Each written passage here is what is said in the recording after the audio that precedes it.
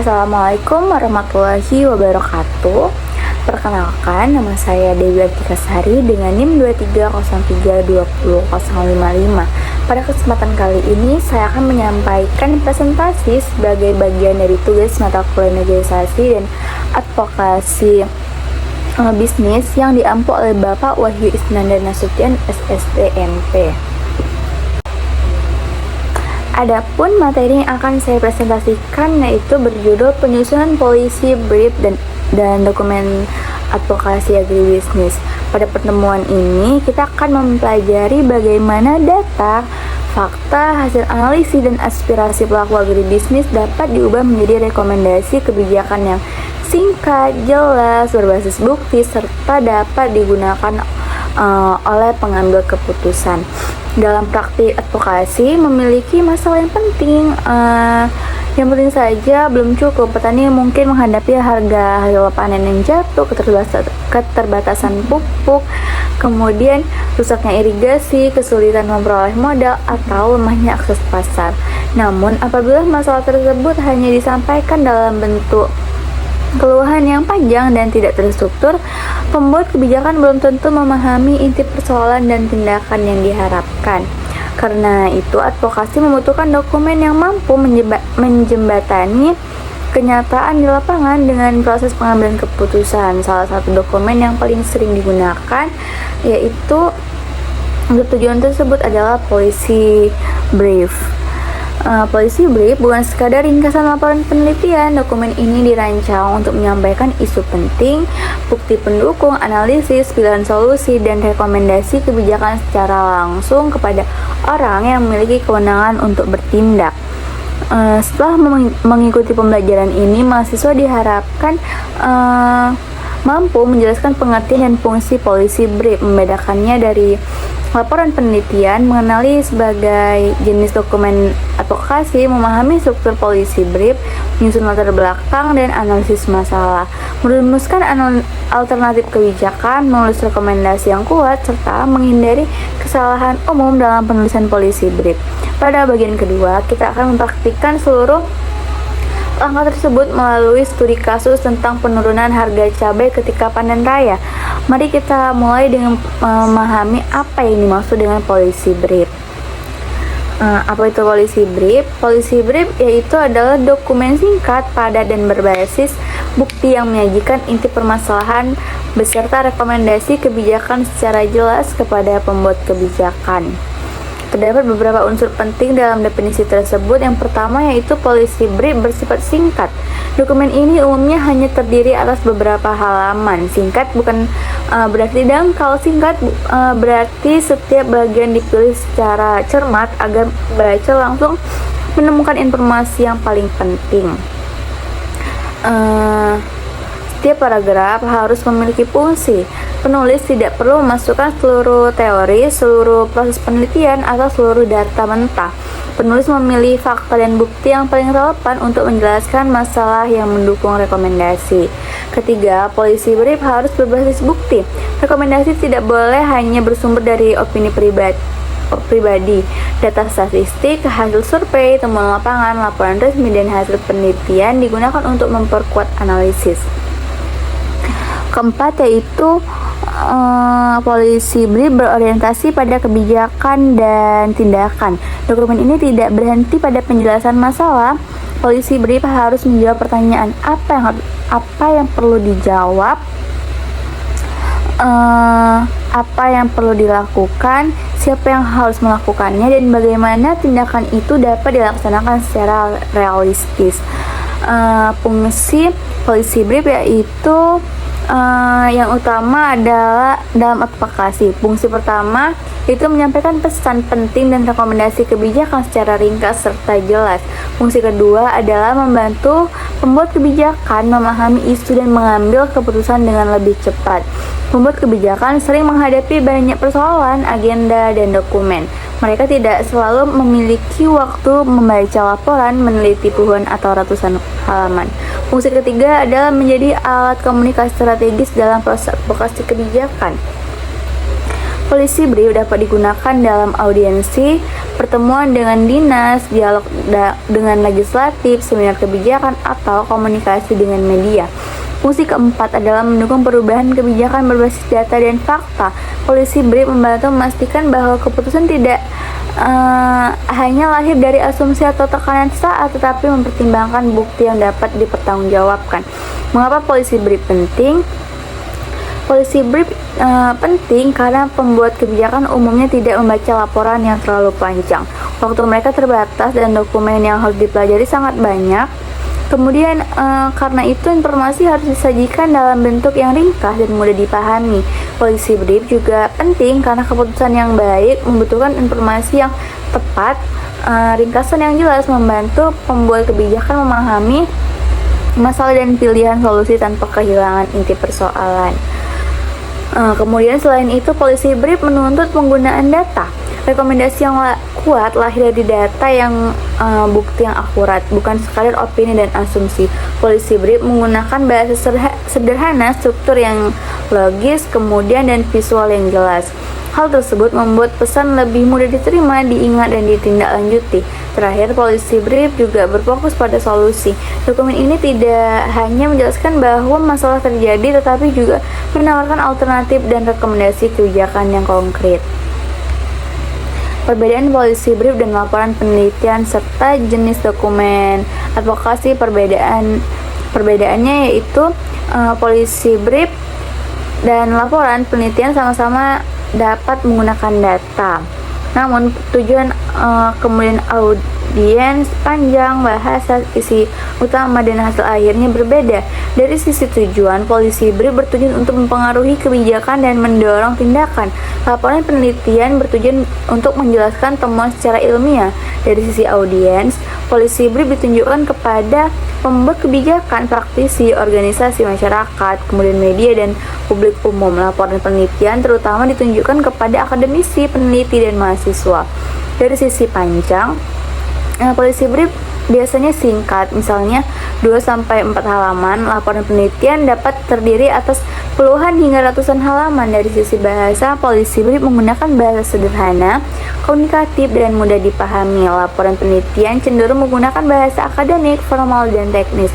Dari sisi isi, polisi brief menampilkan ringkasan masalah, analisis singkat, alternatif solusi, dan rekomendasi kebijakan. Laporan penelitian menjelaskan metodologi, teori, data, hasil, dan pembahasan secara rinci. Dari sisi output, polisi brief menghasilkan rekomendasi yang siap digunakan. Laporan penelitian menghasilkan penelitian baru atau temuan ilmiah. Perbedaan ini menunjukkan bahwa penulis tidak dapat sekedar memotong laporan penelitian menjadi beberapa halaman. Informasi harus disusun ulang sesuai dengan kebutuhan pembuat kebijakan. Jenis-jenis dokumentasi advokasi selain polisi brief, terdapat beberapa dokumen advokasi lain yang memiliki fungsi berbeda tetapi saling melengkapi. Yang pertama, position paper. Dokumen ini digunakan untuk menjelaskan sikap resmi sebuah organisasi terhadap suatu isu. Position paper menegaskan posisi dasar sikap organisasi. Yang kedua, executive summary. Dokumen ini berisi ringkasan inti dari laporan yang lebih panjang. Tujuannya membantu pembaca memahami gambaran umum, temuan utama, dan rekomendasi tanpa membaca seluruh laporan. Yang ketiga ada policy memo. Dokumen ini memberikan masukan singkat kepada pejabat atau unit tertentu.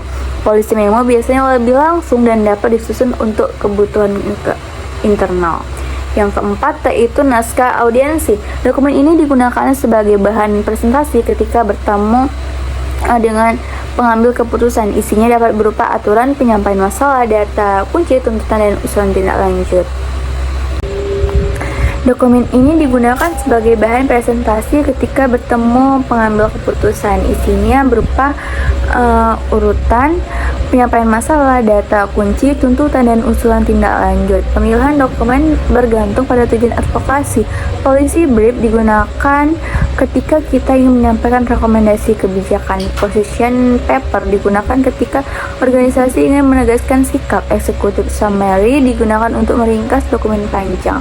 Policy memo digunakan untuk memberikan masukan singkat. Naskah audiensi digunakan sebagai panduan komunikasi lisan. struktur policy brief yang sistematis, yaitu memiliki struktur yang sistematis, ringkas, dan berorientasi pada solusi kebijakan.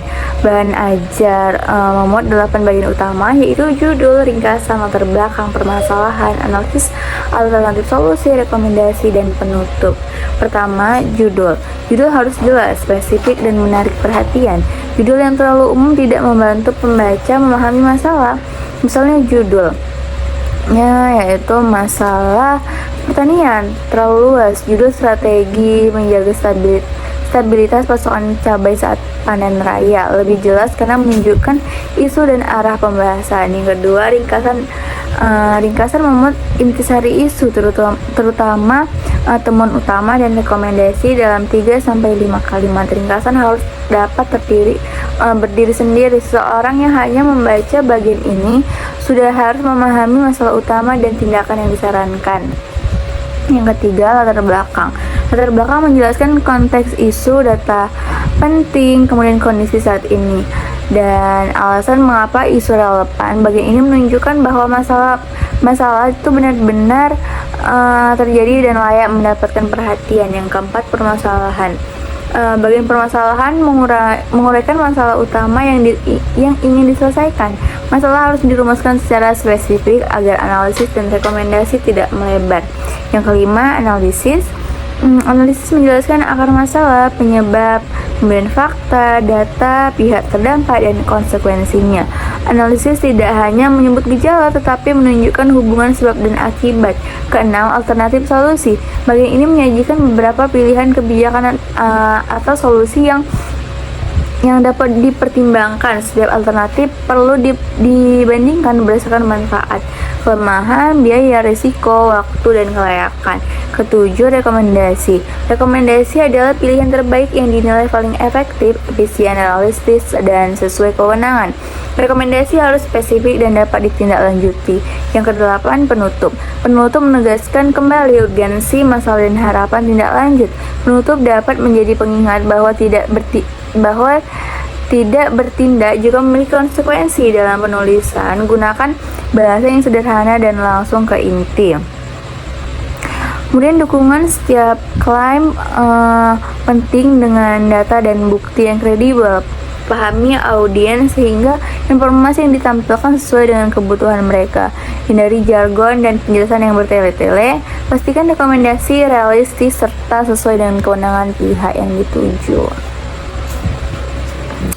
Selanjutnya, menulis latar belakang masalah. Latar belakang merupakan fondasi penting untuk meyakinkan pembuat kebijakan bahwa isu yang diangkat layak mendapatkan perhatian. Latar belakang yang kuat menjadi dasar lahirnya solusi yang tepat. Terdapat 4 hal utama yang perlu ditulis. Yang pertama yaitu kondisi saat ini. Gambarkan situasi aktual di lapangan secara objektif dan apa adanya.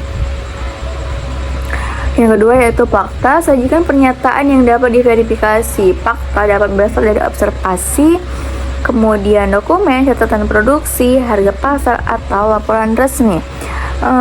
Yang ketiga yaitu data. Gunakan angka statistik, hasil survei, atau hasil penelitian untuk memperkuat argumentasi. Data memperkuat argumentasi. Data membantu menunjukkan skala masalah. Yang keempat, urgensi. Jelaskan mengapa masalah perlu segera diselesaikan, siapa yang terdampak, dan apa akibatnya apabila tidak ada tindakan.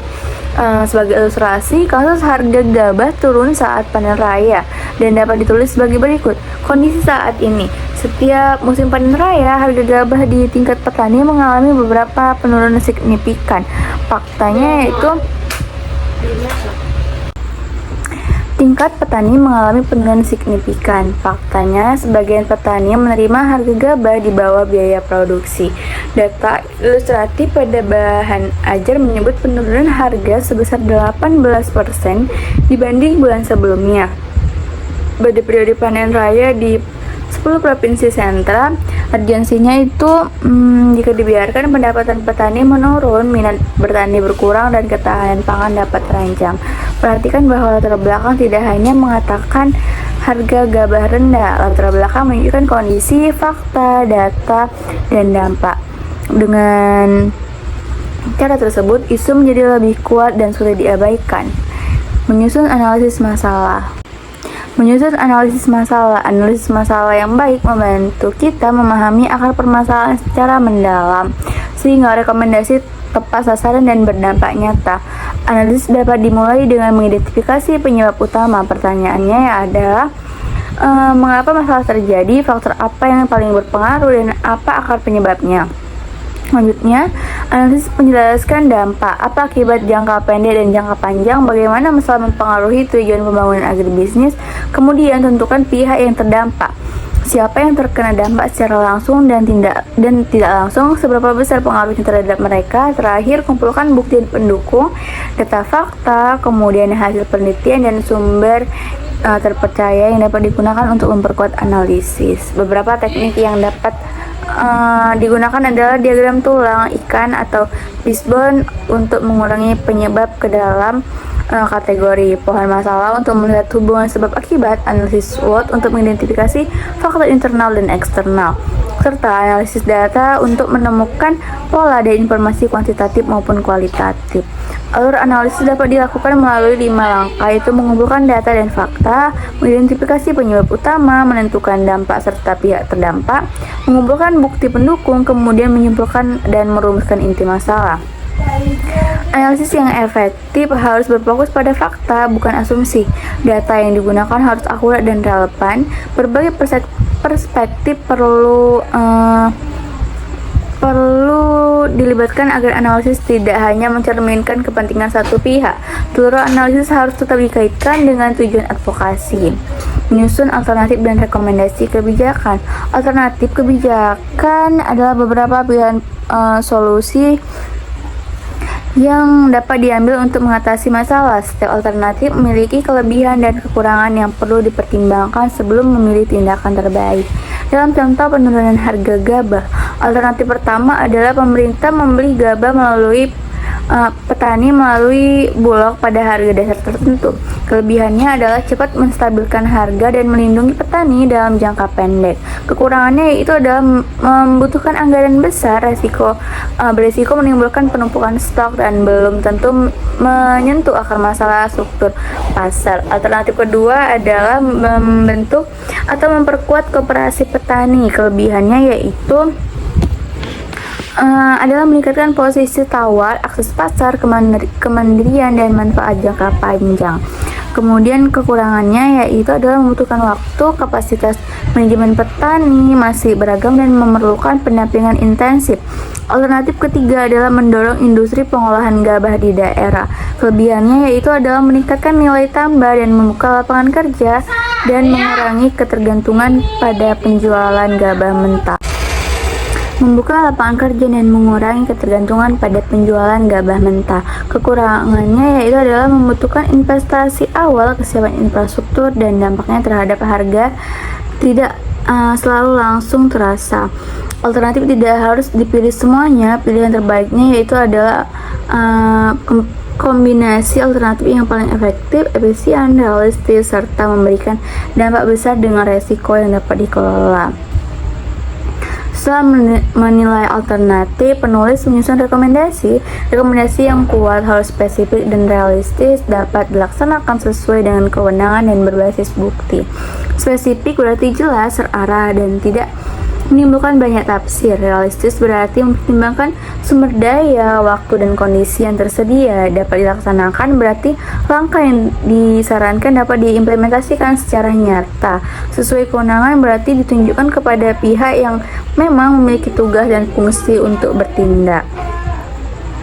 Berbasis bukti berarti didukung data, fakta, dan analisis yang valid. Contohnya, rekomendasi yang lebih kuat adalah pemerintah daerah perlu menetapkan mekanisme perlindungan harga dasar gabah sesuai dengan biaya produksi, memperkuat sistem penyerapan melalui bulog di tingkat kecamatan, dan mendampingi koperasi petani untuk pemasaran kolektif selama musim panen raya. Rekomendasi tersebut lebih baik daripada kalimat Pemerintah perlu memperbaiki sistem karena menjelaskan tindakan, pelaksanaan, dan arah kebijakan. Kesalahan umum dan ringkasan materi yaitu sebelum masuk ke studi kasus kita perlu mengenali beberapa kesalahan umum dalam penulisan polisi brief. Kesalahan pertama adalah dokumen terlalu panjang sehingga pembaca kehilangan fokus. Kesalahan kedua adalah opini tanpa data. Kesalahan yang ketiga adalah solusi yang tidak realistis. Kesalahan keempat adalah penggunaan bahasa ilmiah yang berlebihan. Kesalahan kelima adalah rekomendasi yang terlalu umum dan tidak dapat ditindaklanjuti. Caranya itu menghindarinya adalah berfokus pada pesan utama, menggunakan data terpercaya, memilih solusi yang realistis, kemudian memakai bahasa yang sederhana, serta menulis rekomendasi yang jelas dan operasional. Kesimpulannya, polisi brief merupakan jembatan antara data, analisis, rekomendasi, dan kebijakan. Dokumen yang baik harus ringkas, berbasis bukti, mudah dipahami, serta berorientasi pada solusi yang dapat dilaksanakan. Selanjutnya, kita dapat menerapkan seluruh prinsip tersebut melalui studi kasus dan simulasi penyusunan polisi brief. Selanjutnya, studi kasus, simulasi, dan pembahasan.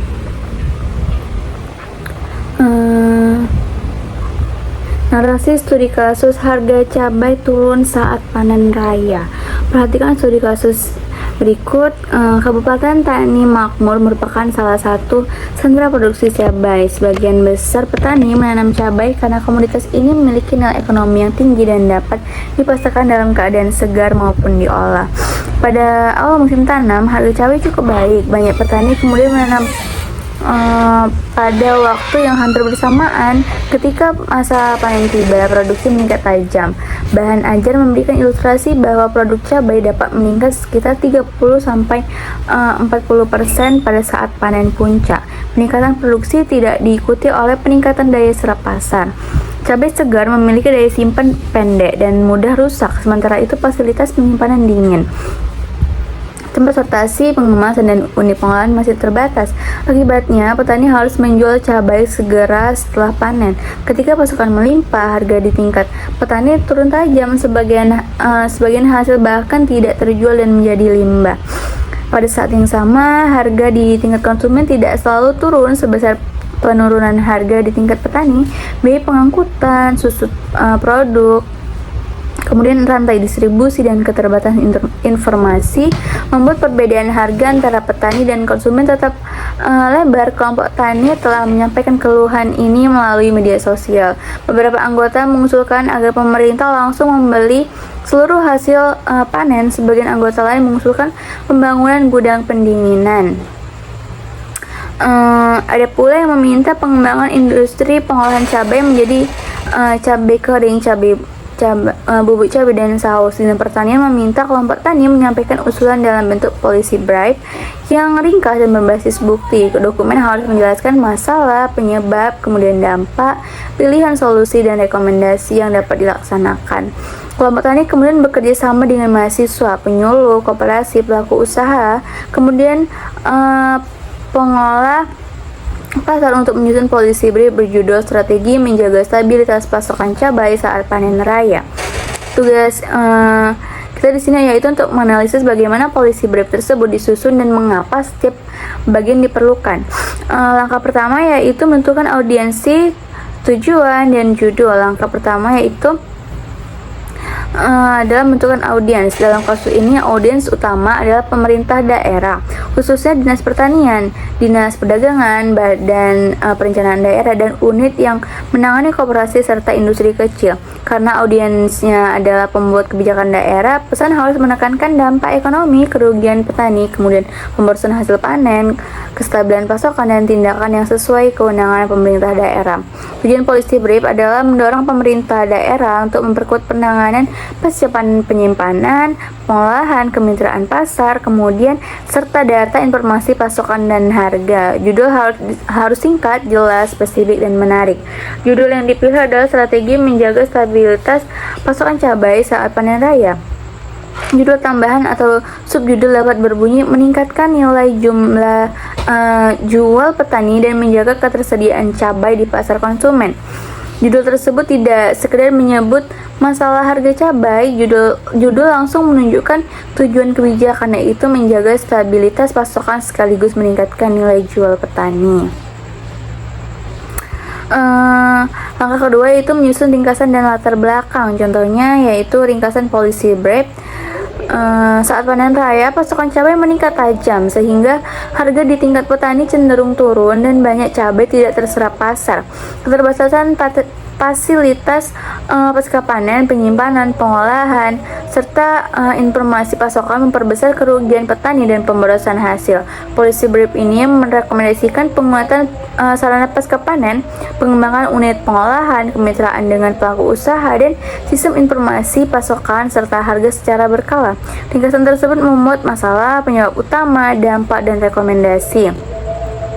Pembuat kebijakan dapat menangkap inti dokumen dalam waktu yang singkat. Setelah ringkasan di sini kita dapat menulis latar belakang. Latar belakang dapat dimulai dengan kondisi saat ini, misalnya Kabupaten Tani Makmur mengalami peningkatan produksi cabai ketika panen raya, tetapi kapasitas pasar dan sarana pasca panen belum berkembang sebanding dengan peningkatan produksi. Fakta yang disajikan adalah cabai mudah rusak, petani harus segera menjual dan sebagian produk tidak terserap. Data ilustratif dari bahan ajar menyebut bahwa produksi meningkat sekitar 30-40% pada saat panen puncak.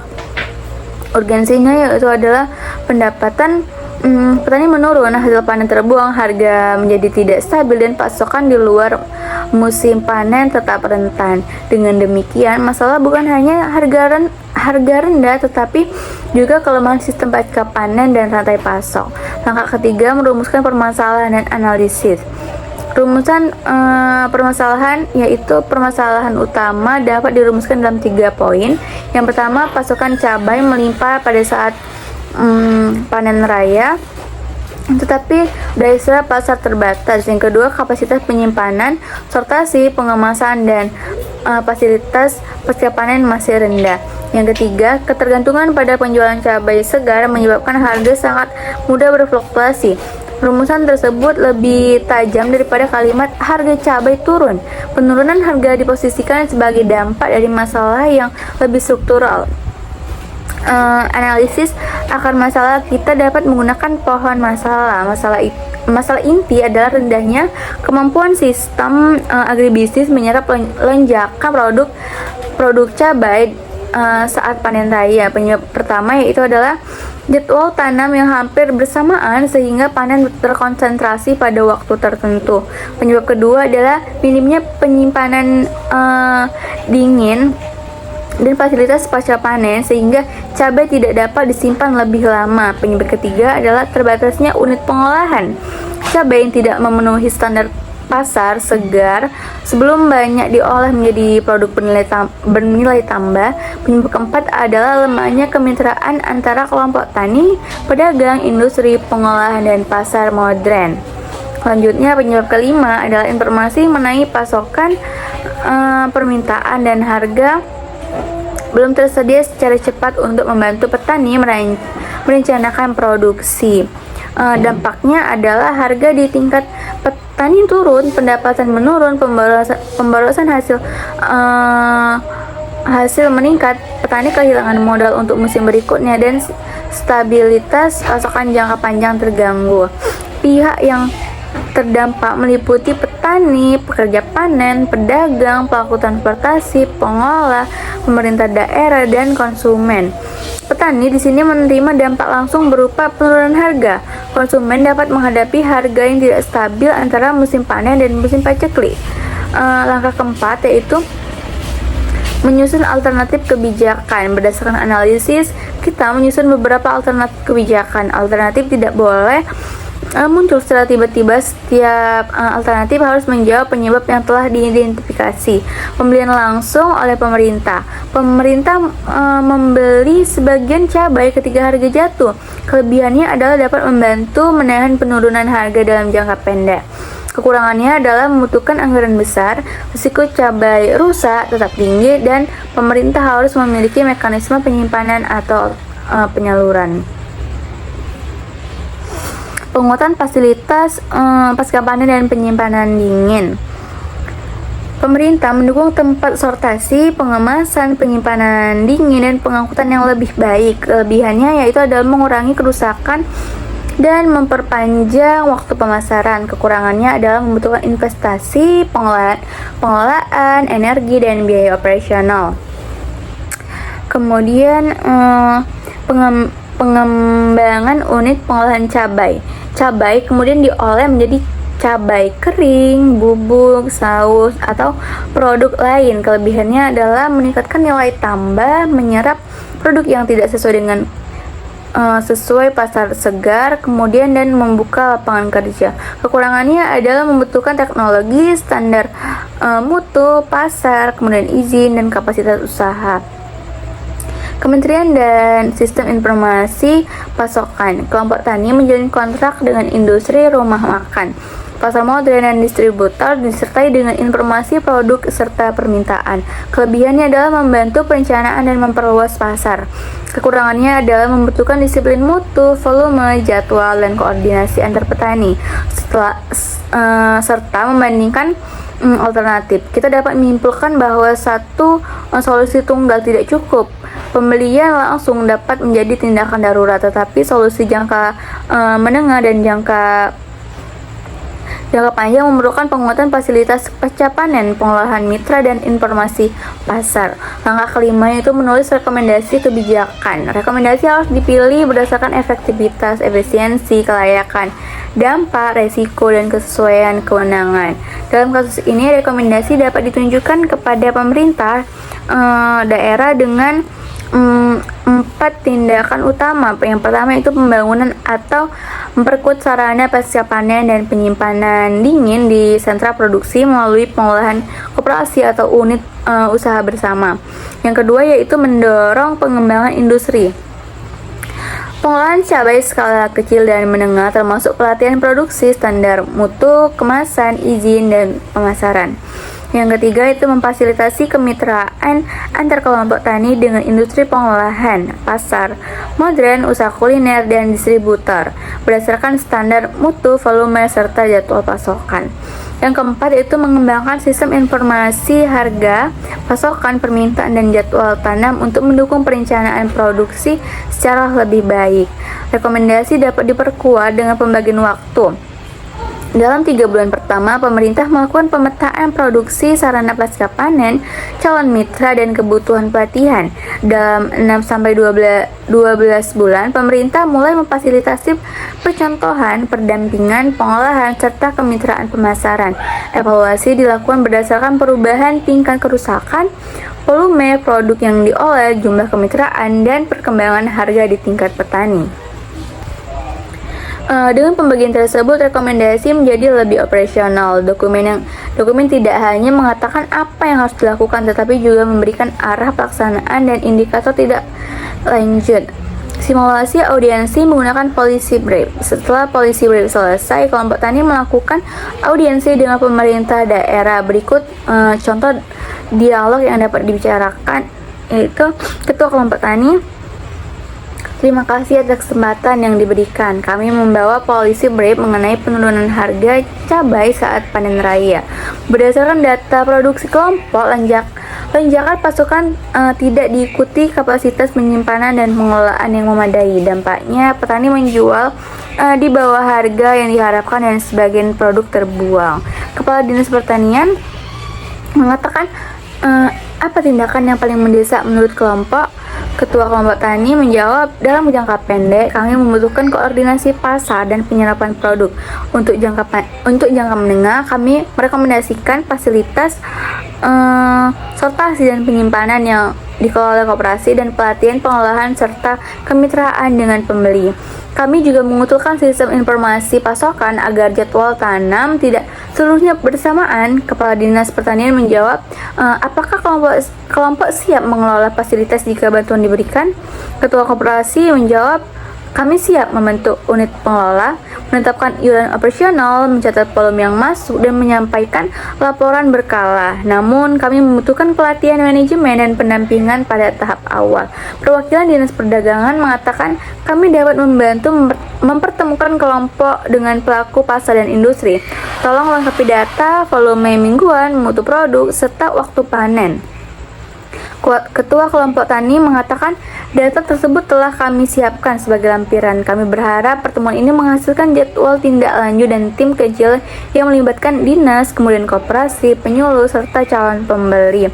Dialog tersebut menunjukkan bahwa polisi bribe berfungsi sebagai alat komunikasi. Dokumen membantu perwakilan kelompok untuk menyampaikan masalah secara terstruktur, menjawab pertanyaan dengan data, dan mengarahkan pembicaraan kepada tindak lanjut. Kemudian yaitu evaluasi, refleksi, dan penutup.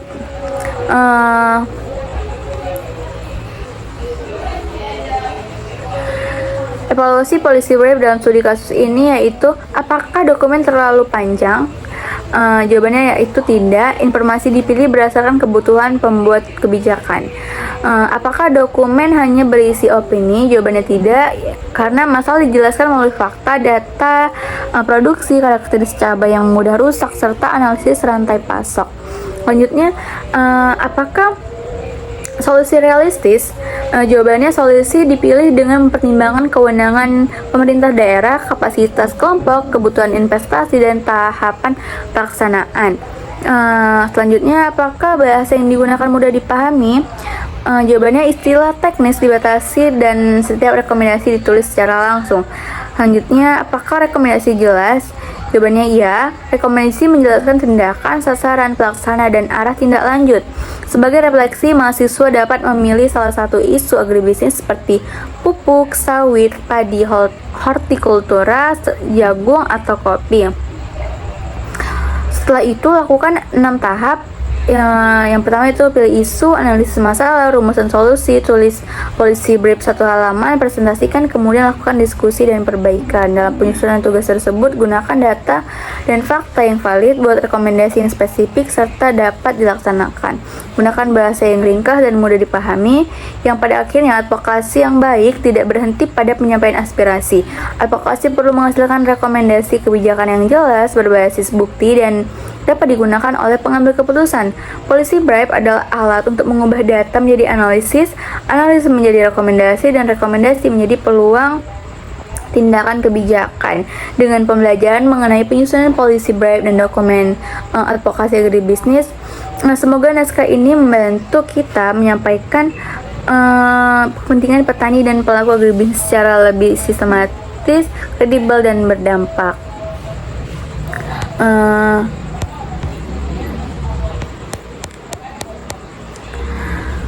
Kemudian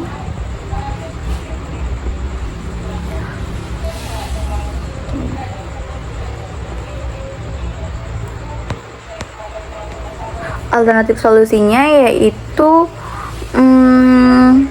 pembelian terbatas sebagai penanganan darurat ketika harga jatuh, penguatan fasilitas sortasi, pengemasan, dan penyimpanan dingin, pengembangan produk olahan seperti cabai kering, bubuk, dan saus, Kementerian Pemasaran, serta sistem informasi pasokan dan permintaan. Rekomendasi pertama, membangun atau memperkuat sarana pasca panen dan penyimpanan dingin di sentra produksi melalui pengolahan koperasi atau unit usaha bersama. Yang kedua, mendorong pengembangan industri pengolahan cabai skala kecil dan menengah, termasuk pelatihan produksi, standar mutu, kemasan, izin usaha, dan pemasaran. Yang ketiga, memfasilitasi kemitraan antar kelompok tani dengan industri pengolahan, pasar modern, usaha kuliner, dan distributor berdasarkan standar mutu, volume, serta jadwal pasokan. Yang keempat, mengembangkan sistem informasi harga, pasokan, kemudian permintaan, dan jadwal tanam untuk mendukung perencanaan produksi secara lebih, karena terbiasa menjual secara individual. Untuk meyakinkan mereka, pengurus dapat menunjukkan pengalaman kelompok lain yang berhasil memperbaiki mutu, volume, dan posisi tawar melalui pemasaran kolektif. Bukti sosial juga dapat digunakan ketika berbicara dengan pemerintah. Kelompok dapat menunjukkan bahwa usulan tidak hanya didukung satu orang, tetapi telah dibahas dan disepakati oleh anggota, pemerintah desa, penyuluh, pelaku usaha, atau konsumen. Namun, bukti sosial harus benar. Jangan memperbesar jumlah dukungan, menggunakan testimoni palsu, atau mengklaim keberhasilan yang tidak dapat dibuktikan. Bukti sosial yang tidak akurat dapat menghancurkan kepercayaan terhadap seluruh advokasi. Dalam penyampaian pesan, bukti sosial dapat dirumuskan seperti usulan ini telah didukung oleh 6 kelompok tani, koperasi desa, penyuluh, dan 2 pelaku usaha pengelola yang siap menjadi pembeli. Authority atau otoritas. Prinsip keempat adalah authority atau otoritas. Orang cenderung lebih percaya terhadap informasi yang berasal dari sumber yang memiliki keahlian, pengalaman, atau kewenangan. Dalam advokasi, otoritas dapat dibangun melalui data dari lembaga yang kredibel, pendapat ahli, hasil penelitian, keterangan penyuluh, atau dukungan tokoh masyarakat. Sebagai contoh, ketika mengadvokasi praktik pertanian berkelanjutan, kelompok dapat menggunakan hasil analisis dari perguruan tinggi, penjelasan ahli pertanian, atau catatan penyuluh. Ketika membahas kemampuan pangan, kelompok dapat menyertakan hasil pengujian atau pedoman teknis yang relevan. Otoritas tidak berarti pesan harus memenuhi istilah rumit. Data ahli tetap diperlukan, perlu diterjemahkan ke dalam bahasa yang sederhana agar audiens memahami maknanya. Kelompok juga perlu berhati-hati dalam menggunakan nama lembaga atau ahli. Jangan menyatakan bahwa seorang ahli mendukung usulan tertentu apabila ahli tersebut hanya memberikan data umum. Setiap kutipan dan dukungan harus disampaikan secara akurat. Penerapan prinsip otoritas yang baik membuat pesan lebih dapat dipercaya karena pendapat tidak hanya didasarkan pada asumsi kelompok tetapi juga didukung sumber yang memiliki kompetensi. Liking atau rasa suka. Prinsip kelima adalah liking atau rasa suka. Orang lebih mudah menerima pesan dari pihak yang mereka kenal, sukai, atau percayai. Dalam advokasi, rasa suka tidak dibangun melalui kepura-puraan. Hubungan yang baik tumbuh dari sikap ramah, menghargai waktu, mendengarkan, menjaga komunikasi, dan memenuhi janji. Kelompok yang selalu datang dengan nada menyalahkan akan lebih sulit membangun dialog. Sebaliknya, kelompok yang mampu menyampaikan kritik dengan tegas tetapi tetap menghormati pihak lain akan lebih mudah menjaga ruang komunikasi. Kredibilitas juga mempengaruhi rasa suka. Audiens cenderung nyaman berkomunikasi dengan pihak yang menguasai masalah, tidak melebih-lebihkan, dan bersedia mendengarkan pandangan yang berbeda. Dalam pertemuan advokasi, prinsip penerapan ini dapat dimulai dengan mengenali kepentingan bersama. Petani dan pemerintah misalnya sama-sama berkepentingan terhadap produksi pangan dan kesejahteraan masyarakat. Petani dan perusahaan sama-sama berkepentingan terhadap pasokan yang stabil dan mutu yang baik. Dengan menekankan tujuan bersama, komunikasi dapat bergerak dari posisi saling menyalahkan menuju upaya mencari penyelesaian. Scarcity atau kelangkaan, orang cenderung memberikan perhatian lebih terhadap sesuatu yang terbatas, terancam hilang, atau membutuhkan tindakan segera. Dalam advokasi agribisnis, kelangkaan dapat digunakan untuk menjelaskan urgensi, yaitu contohnya adalah ancaman hilangnya lahan produktif, berkurangnya petani muda, rusaknya sumber air, atau hilangnya kesempatan pasar. Pesan urgensi harus disampaikan dengan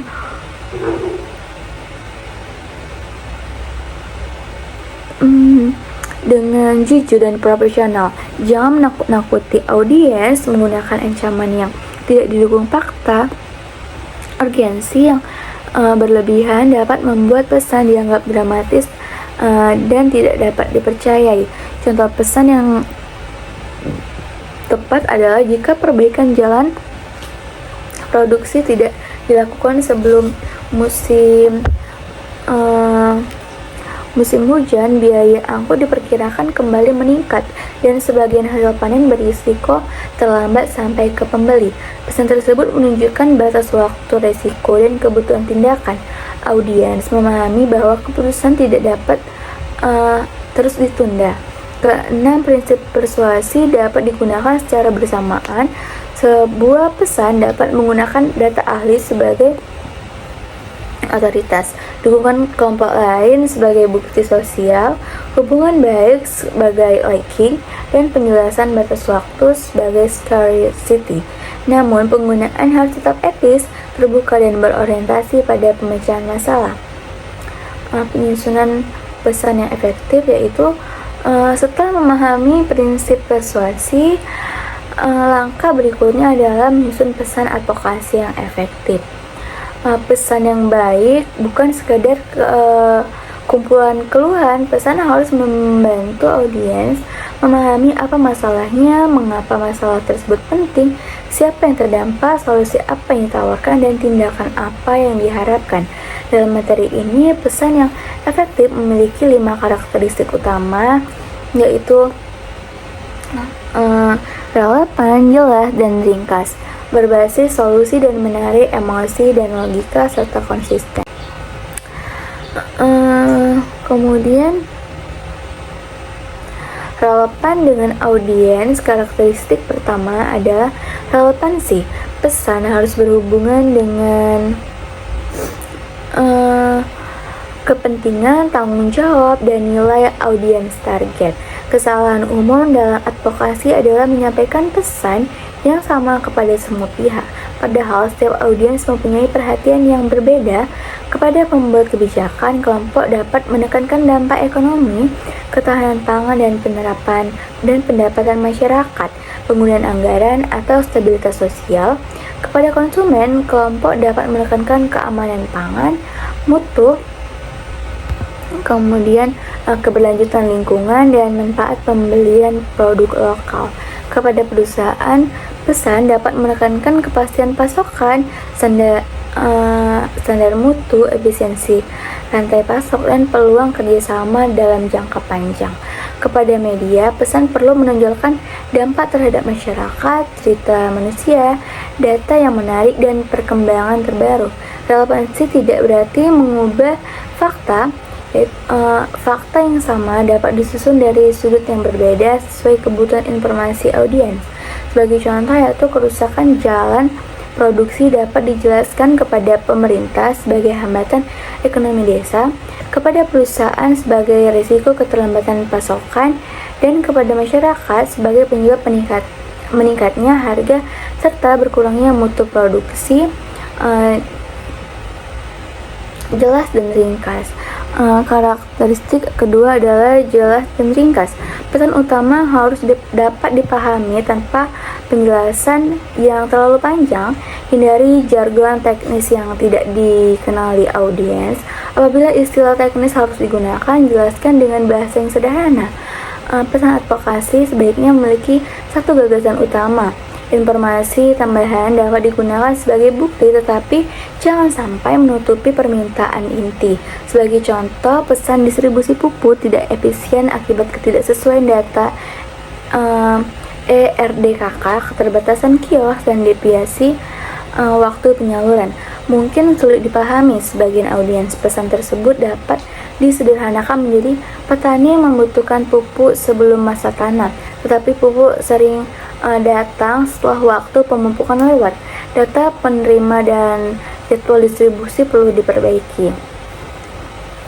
Kejelasan juga berkaitan dengan tindakan yang diminta. Jangan hanya mengatakan mohon perhatian pemerintah. Jelaskan apakah kelompok meminta pertemuan, peninjauan lapangan, perbaikan data, pembentukan tim, penerbitan aturan, atau alokasi program. Pesan yang ringkas lebih mudah diingat dan diulang oleh juru bicara, media, maupun pendukung advokasi. Berbasis solusi. Karakteristik ketiga adalah berbasis solusi. Advokasi yang hanya menjelaskan masalah dapat membuat audiens memahami kesulitan tetapi tidak mengetahui apa yang harus dilakukan. Pesan berbasis solusi menyertakan usulan yang konkret konkret, realistis, dan sesuai dengan kewenangan audiens. Selanjutnya, sebagai contoh, jangan berhenti pada pernyataan harga pupuk mahal. Pesan dapat dikembangkan menjadi pemerintah perlu memperbaiki ketepatan sasaran dan transparansi distribusi subsidi pupuk, serta menyediakan informasi jadwal penyaluran yang dapat diakses kelompok tani. Solusi yang baik perlu mempertimbangkan sumber daya, waktu, pihak pelaksana, dan kemungkinan hambatan. Usulan yang terlalu umum akan sulit ditindaklanjuti, sedangkan usulan yang terlalu rumit dapat ditolak karena tidak realistis. Kelompok juga perlu menjelaskan kontribusi yang dapat diberikan. Contohnya yaitu kelompok bersedia menyediakan data anggota, melakukan pendataan kebutuhan, menyiapkan alokasi kegiatan, atau memantau pelaksanaan. Dalam pendekatan ini, advokasi tidak dipandang sebagai beban tambahan, tetapi sebagai tawaran kerjasama untuk menyelesaikan masalah, menggabungkan emosi dan logika. Karakteristik keempat adalah menggabungkan emosi dan logika. Data memberikan alasan rasional, sedangkan cerita memberikan wajah manusia terhadap data. Jika pesan hanya berisi angka, audiens mungkin memahami skala masalah tetapi tidak merasakan dampaknya. Jika pesan hanya berisi cerita sedih tanpa bukti, audiens dapat meragukan apakah masalah tersebut benar-benar luas. Pesan yang kuat menggabungkan keduanya. Contohnya, dalam 3 bulan terakhir, biaya angkut meningkat 2 kali lipat. Bagi Ibu Salma, petani kopi dengan lahan 1 hektar, kenaikan tersebut berarti sebagian pendapatan yang harusnya digunakan untuk biaya sekolah anak harus dialihkan untuk transportasi hasil panen. Cerita tersebut menunjukkan pengalaman individu, sedangkan data menjelaskan bahwa masalah bukan sekadar kesan pribadi. Penggunaan emosi harus tetap menghormati martabat tokoh. Jangan mengeksploitasi penderitaan, menampilkan seseorang tanpa izin, atau membuat cerita lebih dramatis daripada kenyataan. Tujuan emosi dalam advokasi adalah membangun empati, bukan memaksa audiens merasa bersalah. Konsisten. Karakteristik yang kelima adalah konsisten.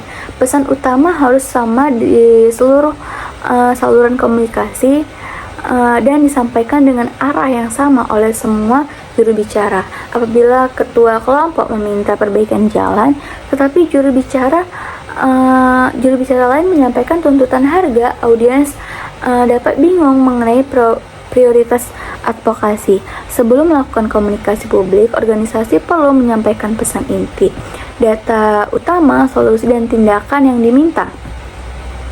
Juru bicara dapat menggunakan gaya bahasa yang berbeda, tetapi tidak boleh mengubah fakta atau tujuan. Konsistensi juga perlu apabila dari waktu ke waktu. Perubahan pesan dapat dilakukan apabila terdapat data baru atau situasi berubah, tetapi perubahan tersebut perlu dijelaskan. Organisasi dapat membuat lembar pesan yang membuat 1 kalimat utama, 3 data pendukung, 1 cerita singkat, dan 2 solusi, dan 1 call to action. Lembar tersebut membantu seluruh anggota menjaga kesatuan komunikasi dengan pesan yang relevan, jelas, berbasis solusi, seimbang antara emosi dan logika, serta konsisten. Advokasi akan lebih mudah dipahami dan diingat. Pemilihan saluran komunikasi. Kita perlu menentukan saluran komunikasi. Saluran adalah media atau cara yang digunakan untuk menyampaikan pesan kepada audiens. Pemilihan saluran harus mempertimbangkan 2 hal utama, yaitu audiens target dan sifat pesan. Pertama, perhatikan audiens target. Media sosial dapat efektif untuk generasi muda dan masyarakat yang efektif menggunakan internet. Pertemuan tatap muka lebih tepat untuk membuat kebijakan ketika pesan membutuhkan dialog, penjelasan, dan komitmen. Radio lokal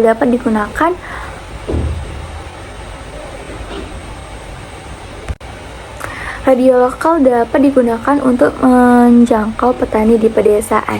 Pertemuan kelompok dapat digunakan untuk membangun kesepakatan internal.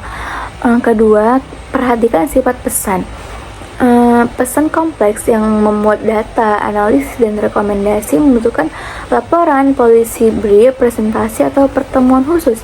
Pesan singkat dan mendesak dapat disampaikan melalui siaran pers, poster, video pendek, atau media sosial.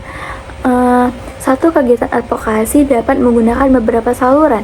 Misalnya, laporan digunakan untuk membuat kebijakan, video pendek digunakan untuk publik, siaran radio digunakan untuk petani, dan infografis digunakan untuk menjelaskan data. Penggunaan banyak saluran harus tetap menjaga konsistensi pesan, judul, angka, solusi, dan call to action tidak boleh saling bertentangan. Kita juga perlu mempertimbangkan akses. Jangan hanya memilih saluran yang populer bagi organisasi, tetapi pilih saluran yang benar-benar digunakan audiens. Media sosial tidak efektif apabila sasaran utama tidak aktif di platform tersebut. Saluran komunikasi juga menentukan bentuk bahasa, laporan, dan menjelaskan data secara rinci. Media sosial memerlukan pesan singkat, radio memerlukan kalimat yang mudah didengar, pertemuan tatap muka membutuhkan bahan visual, serta kesempatan tanya jawab.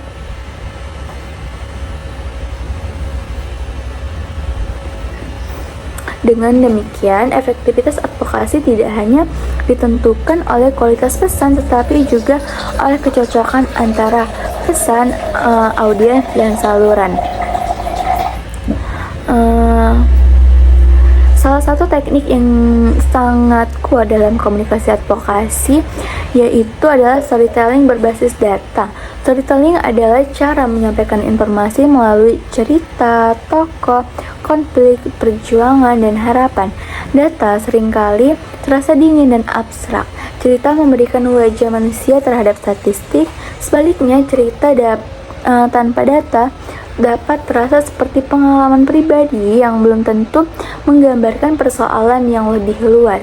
Ketika digabungkan, cerita dan data menjadi lebih mudah dipahami, diingat, dan dipercaya. Storytelling berbasis data efektif karena dapat menghumanisasi isu. Angka penurunan pendapatan menjadi lebih bermakna ketika audiens mengetahui bagaimana penurunan tersebut mempengaruhi keluarga petani. Storytelling juga meningkatkan daya ingat. Audiens lebih mudah mengingat tokoh, konflik, dan perubahan daripada deretan angka yang berdiri sendiri. Cerita dapat membangun empati. Audiens tidak hanya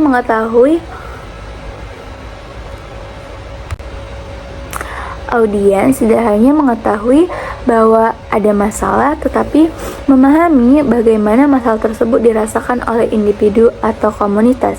Selain itu, storytelling membantu menyederhanakan isu agribisnis yang kompleks seperti rantai pasok, perubahan iklim, akses pasar, atau kebijakan subsidi. Cerita membawa audiens mengikuti masalah tahap demi tahap. Sebuah storytelling berbasis data dalam agribisnis dapat memiliki beberapa elemen. Elemen pertama adalah tokoh. Tokoh dapat berupa petani yang berjuang, UMKM yang inovatif, kelompok perempuan petani muda, atau konsumen yang peduli. Elemen kedua adalah konflik atau masalah.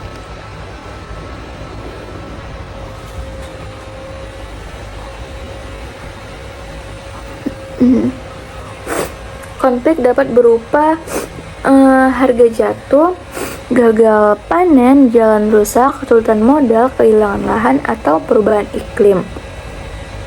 Data digunakan untuk menunjukkan skala masalah. Elemen ketiga adalah aksi atau perjuangan. Cerita perlu menunjukkan apa yang dilakukan tokoh, seperti membentuk koperasi, memperbaiki mutu, mencari pasar, atau menyampaikan usulan kepada pemerintah. Elemen keempat adalah resolusi atau harapan. Bagian ini menjelaskan solusi yang diadvokasikan dan dampak positif yang mungkin terjadi apabila solusi diterapkan. Elemen kelima adalah data yang terintegrasi. Data tidak diletakkan sebagai bagian terpisah, tetapi dianyam ke dalam narasi untuk memperkuat iklim. Grafik dan infografis dapat digunakan untuk mendukung visual. Elemen keenam adalah call to action, yaitu tindakan yang diterapkan dari audiens. Contohnya adalah mendukung petisi, menghadiri pertemuan, melakukan peninjauan, membeli produk pertanian lokal, atau menyetujui program tertentu. Storytelling dapat diterapkan dalam video dokumenter pendek, infografis interaktif, testimoni petani, presentasi siaran media, dan laporan advokasi. Sebagian ringkasan bagian pertama, komunikasi advokasi yang efektif membutuhkan pemahaman terhadap audiens, penggunaan prinsip persuasi secara etis, pesan yang relevan dan berbasis solusi, saluran yang tepat, serta cerita yang didukung data. Selanjutnya kita akan menerapkan seluruh konsep tersebut melalui sebuah studi kasus lengkap.